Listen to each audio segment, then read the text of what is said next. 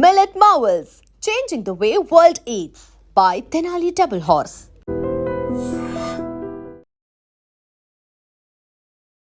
కన్నబిడ్డల్ని బాధ్యతగా కంటికి రెప్పలా చూసుకోవాల్సిన బాధ్యత తల్లి తండ్రిది. అలాంటిది ఆడపిల్లలు ఉంటే గనక ఇంకాస్త బాధ్యతగా చూసుకోవాల్సినటువంటి పరిస్థితి ఉంటుంది. అలాంటిది విశాఖలోని ఓ రాక్షసుడు ఇద్దరు కూతుర్ల పాలిట కాలయముడయ్యాడు అని చెప్పాలి. ఎందుకంటే ఈ మాట అంటున్నాను, తర్వాత డీటెయిల్స్లోకి వెళ్తే మీకే అర్థమవుతోంది. ఇంతకు మించిన పదాలు మీరు కూడా వాడతారేమో. ఈ వ్యక్తికి ఇప్పుడు 20 ఏళ్ల కఠిన కారాగార శిక్ష విధించింది న్యాయస్థానం. అవును, ఈ శిక్ష కూడా చాలా తక్కువేమో. ఎందుకంటే 12 ఏళ్ల కూతురు పైన 8 ఏళ్ల కూతురు పైన ఈ తండ్రి అని మాట అనిపించుకోవడానికి పిలిపించుకోవడానికి ఏమాత్రం అర్హుడు కానటువంటి ఏకైక వ్యక్తి అని ఉంటే గనక ఇతడు అని కూడా చెప్పొచ్చు. ఎందుకంటే వీళ్ళు ఒడిస్సాకి చెందిన చిత్తరంజన్ పాత్ర బతుకు తెరువు కోసం, ఉపాధి కోసం అని చెప్పేసి విశాఖపట్నం వచ్చేసారు. వీళ్ళు విశాఖలోని ఆరిలోవులో ఉంటున్నారు. సో భార్యతో పాటు 2 పిల్లలు, ఆడపిల్లలు, అలాగే బాబు కూడా ఉన్నాడు. అయితే ఈమె కార్పొరేట్ హాస్పిటల్లో పనిచేస్తుంటుంది కాబట్టి ఎక్కువగా నైట్ డ్యూటీస్కి వెళ్తూ ఉంటుంది. ఆ సమయంలో తల్లి లేనటువంటి సమయంలో పిల్లలు ముగ్గురిని, అటు బాబు ఇటు 2 ఆడపిల్లల్ని చాలా జాగ్రత్తగా కంటికి రెప్పలా చూసుకోవాల్సినటువంటి ఈ వ్యక్తి తండ్రి అనే స్థానాన్ని కూడా మరిచి కాలయముడుగా రాక్షసత్వంతో ప్రవర్తించినటువంటి పరిస్థితి. అయితే ఈ పాప స్కూల్లో ఉన్నట్టుండి చాలా డల్గా ఉంటుంది. అయితే టీచర్ ఏమైంది తల్లి అంటూ ఆ పెద్దమ్మాయిని అక్కడ క్లాస్లో అడగటం మొదలుపెట్టారు. ఎందుకు ఈ మధ్య చాలా డల్గా ఉంటున్నావు, ఏమైంది, చాలా యాక్టివ్గా ఉండేదానివి అంటే ఒక్కసారిగా ఆ టీచర్ని కౌగిలించుకుని ఆమె బోరున విలిపించినటువంటి పరిస్థితి. 12 ఏళ్ల అమ్మాయి ఎంత బాధ దిగమింగుకుందంటే ఆ 12 ఏళ్ల అమ్మాయితో పాటు 8 ఏళ్ల కూతురుపై కూడా అత్యాచారానికి పాల్పడుతూ వస్తున్నటువంటి ఈ తండ్రి ఒక్కసారి కాదంట, చాలా గత కొద్ది రోజులుగా వాళ్ళిద్దరి పైన అలా బలవంతంగా చేస్తూనే చాలా చేయించుకోలేనటువంటివి కూడా చేయించాడు. మేము ఎవరికైనా చెప్తే చంపేస్తామని బెదిరిస్తున్నాడు. మా అమ్మకి చెప్పుకుందామంటే తను నైట్ డ్యూటీకి వెళ్ళిపోతుంది.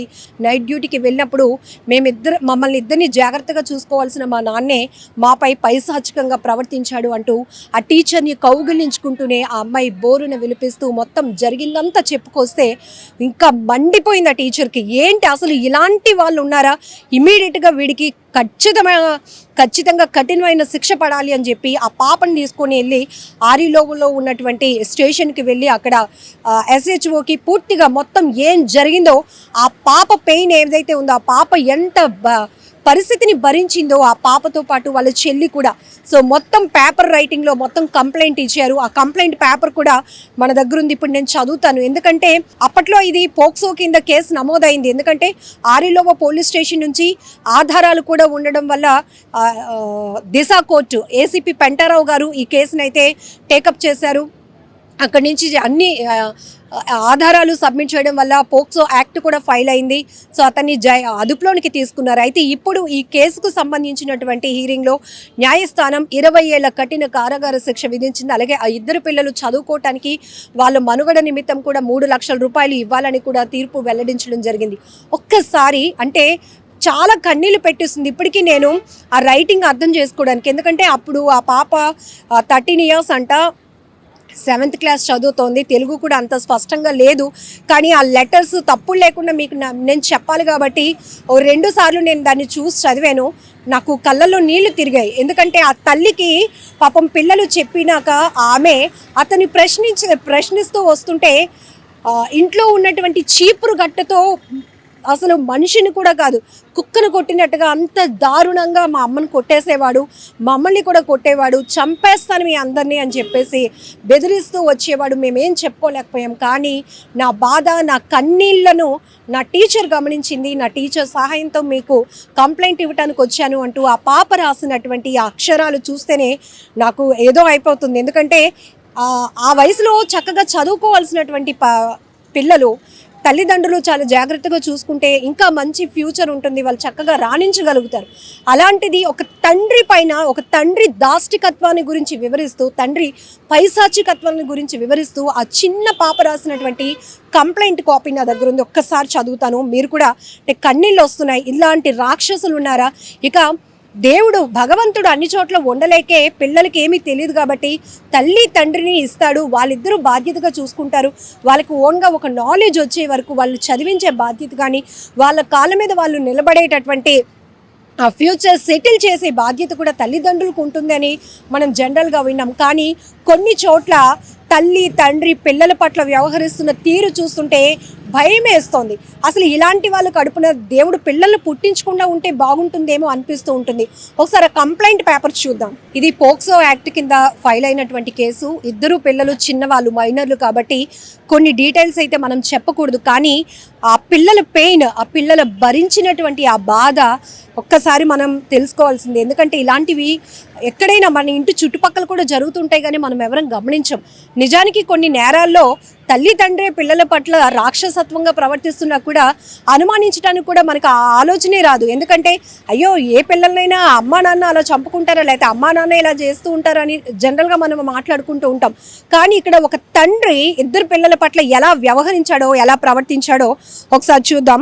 ఈ పాప రాసుకొస్తోంది మహారాజశ్రీ గౌరవనీయులైన ఆరిలోవా SHO గారికి. ఆ అమ్మాయి పేరు రాసింది కానీ చెప్పను నేను, ఎందుకంటే ఇది పోక్సో యాక్ట్ కాబట్టి. డాటర్ ఆఫ్ చిత్రంజన్ పాత్ర, తనకి 13 years అని కూడా రాసుకొచ్చింది. అయ్యా నేను అంటే ఊరి పేరు కూడా చెప్పొచ్చో లేదో తెలీదు, తోటగరువు హై స్కూల్లో చదువుతున్నాను. ఏ క్లాస్ ఏంటి అని కూడా నేను చెప్పను. నా వయసు 13 years, 13 సంవత్సరాలని తెలుగులోనే రాసింది. నేను అమ్మ సుజాత పాత్ర, అలాగే మా నాన్న చిత్తరంజన్ పాత్ర, మా చెల్లి, అమ్మాయి కూడా మైనర్ కాబట్టి పేరు చెప్పను, అలాగే మా తమ్ముడు శేఖర్ కుమార్ పాత్రతో కలిసి ఆరిలోవలోని పైన మెన్షన్ చేసినటువంటి అడ్రస్లో ఉంటున్నాము. అయితే మా నాన్న ఆరిలోవలో టైల్స్ వర్క్స్ చేస్తూ ఉంటాడు.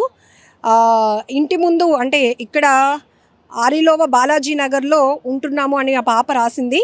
అలానే 1వ తరగతి నుంచి నేను చదువుతున్నప్పుడు కూడా అక్కడే ఉంటున్నాము. ఒక వంటగది హాల్ ఉంటుంది, ఆ హాల్లో పడుకుంటూ ఉంటాము. అలాగే అమ్మ నిద్రపోయిన తర్వాత నాన్న మా దగ్గరే ఉంటాడు. ఇక్కడ ఒక 2 లైన్లు ఉన్నాయండి, అవి అయితే నేను చదవాలి, చెప్పదలుచుకోవట్లేదు. అది చాలా దారుణంగా పాప తన కష్టాన్ని, తన బాధని రాసుకొని వచ్చింది. అది చెప్పుకోవడానికి కూడా అంత బాగాలేదు నాకు అనిపిస్తోంది. ఎందుకంటే మీకు చిన్న లీడ్ ఇచ్చాను. అమ్మ నిద్రపోయిన తర్వాత నాన్న ఎలా ప్రవర్తిస్తున్నాడో కూడా చెప్పుకొని వచ్చింది. అలానే అమ్మ నైట్ డ్యూటీకి వెళ్ళిపోతూ ఉంటుంది, ఆ తర్వాత నాన్న ఎలా ప్రవర్తిస్తున్నాడో కూడా అమ్మాయి రాసుకొని వస్తుందన్నమాట. ఇగో ఇక్కడ రాసింది, అమ్మ ఆరిలోవలోనే ఒక హాస్పిటల్లో హౌస్ కీపింగ్ వర్క్ చేస్తుంది. అయితే ఒకే గదిలో పడుకుంటాము, తమ్ముడు చెల్లి అని చెప్పి. అలాగే నాన్న దగ్గర తమ్ముడు పడుకుంటాడు, అమ్మ నైట్ డ్యూటీలకు వెళ్ళిపోతూ ఉంటుంది. రాత్రులు నైట్ డ్యూటీకి వెళ్ళినప్పుడల్లా కూడా మాతో పాటు మా నాన్న చిత్తరంజన్ పాత్ర పడుకునేవాడు. అమ్మ ఇంట్లో లేని సమయంలో ఇంట్లో బెడ్రూమ్లో నాతో చాలా బలవంతపు పనులు చాలా చేయించేవాడు. ఆ పాప ఇంకా చాలా రాసింది, బట్ ఇవన్నీ మనం చెప్పుకోవడానికి కూడా బాగోదు.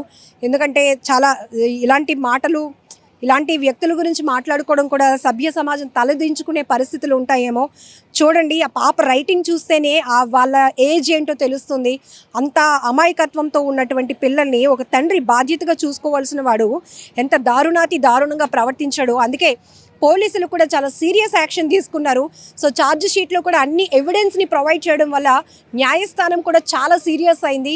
వీడు బయట ఉండకూడదు ఇలాంటి వాడు అని చెప్పి 20 ఏళ్ళు కఠిన కారాగార శిక్ష విధిస్తూ కూడా తీర్పు వెల్లడించడం జరిగింది. సో ఇక్కడ అమ్మాయి చాలా విషయాలు చెప్పింది. ఇట్లా చాలా అమ్మ లేనప్పుడు చాలా చేస్తున్నాడు. అలానే అమ్మకి మేము చెప్పినప్పుడు కూడా అమ్మ చాలాసార్లు అడిగింది. అయితే అమ్మని కూడా చీపురు కట్ట పట్టుకొని చాలా గట్టిగా కొట్టేసేవాడు, చావు దెబ్బలు కొట్టేవాడు. అమ్మ చచ్చిపోతుందేమో అనే భయం కూడా మాకు వచ్చింది. అలాగే మీరు ఎవరికైనా చెప్తే కూడా చంపేస్తాము అని బెదిరించేవాడు. మా టీచరు అడగడం వల్ల నేను ఇది చెప్తున్నాను. శారీరకంగా మమ్మల్ని చాలా ఇబ్బంది పెట్టాడు. నాన్న పెయిన్ వస్తుందన్న కూడా వదిలేవాడు కాదు. వెంటనే మా టీచర్ హెల్ప్తో నేను ఇప్పుడు ఈ రిపోర్ట్ రాస్తూ మీకు ఇస్తున్నాను. ఆరిలోవ పోలీస్ స్టేషన్కి వచ్చి రిపోర్ట్ ఇచ్చాను. నన్ను మా చెల్లిని అనేక సార్లు మా నాన్న ఇలా చేశాడు అంటూ చేస్తూ మా నాన్న చిత్తరంజన్పై తగిన చర్యలు తీసుకోవాలని కోరుతున్నాను అంటూ లాస్ట్ లైన్తో ఆ పాప ముగించడం జరిగింది.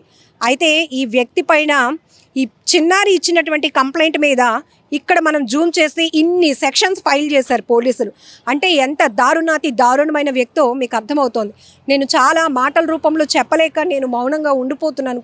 కొన్ని లైన్స్ చదువుతూ నాకు వణుకు పుడుతుంది. ఎందుకంటే ఆడపిల్లగా పుట్టడం అనేది సొసైటీ ఒకప్పుడు ఆడపిల్ల పుట్టిందా అంటూ చిన్నచూపు చూసేవారు.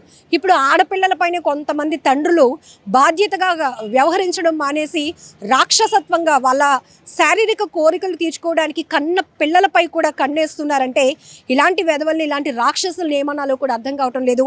మొత్తానికి నాకు పోక్సో అడ్వకేట్ బత్తిన రాజశేఖర్ గారు అయితే ఇది పంపించడం జరిగింది. ఎందుకంటే మనం ఎప్పటికప్పుడు 5 ఏళ్ల క్రితం 4 ఏళ్ల క్రితం నమోదైనటువంటి కేసులకు సంబంధించి కూడా పోక్సో న్యాయస్థానం ఎలాంటి తీర్పులు ఇస్తుంది అని చెప్పేసి మనం ఎప్పటికప్పుడు అప్డేట్ ఇస్తూ ఉన్నాం.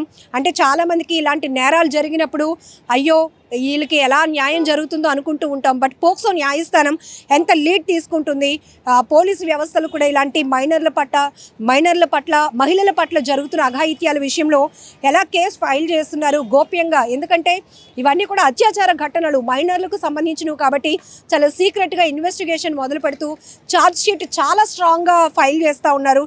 సో ఈ కోణంలోనే ఇప్పుడు పోక్సో అడ్వకేట్ బత్తి రాజశేఖర్ గారు అయితే ఈ డీటెయిల్స్ కూడా మనకి ఇవ్వడం జరిగింది. ఇలా మనం అప్డేట్స్ ఇస్తూ వస్తున్నాం. ఏదేమైనా ఇలాంటి ఘటనలు చాలా దారుణం కదా.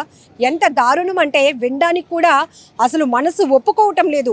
అది చదవటానికి కూడా చాలా 2-3 సార్లు నేను ప్రిపేర్ అయ్యాను. ఎందుకంటే ఆ పాప రైటింగ్ ఒకటి అర్థం చేసుకోవాలి, రెండోది ఒకవేళ ఆ తండ్రి ఎంత బలవంతంగా ఎంత దారుణంగా పెయిన్ వస్తుందని వదలకుండా ఆ పాప రాసినటువంటి ఆ మాటలు నేను మీ ముందు చెప్పడానికి కూడా నాకు అసలు ఒప్పుకోవట్లేదు నా మనసు. అలాంటి పరిస్థితి ఉంది.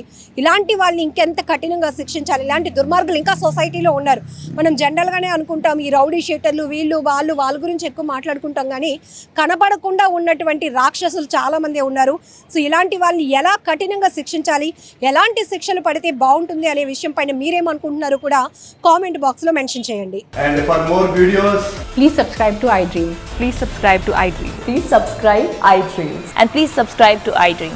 For more videos, subscribe to iDream.